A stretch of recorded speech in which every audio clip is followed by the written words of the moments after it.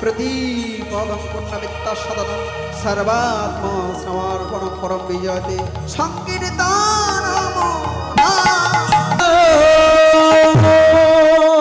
এক নম্বর চেত দর্পণ মার্জন মার্জনম। ভালো করে বুঝবেন, চেত মানে মন, দর্পণ মানে আয়না, মার্জনম মানে পরিষ্কার করে দেওয়া। ও দাদু, তোমার মনের ময়লা কি দিয়ে পরিষ্কার করবে? হরিবল হরিবল। ডিটারজেন্ট দিয়ে?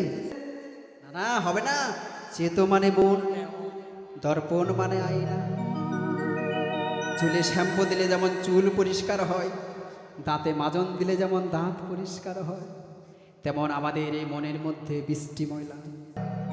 কয়টি ময়লা দাদু? 20টি ময়লা। তাহলে 20টি ময়লা তো কি আমাদের জানতে হবে, তাই না?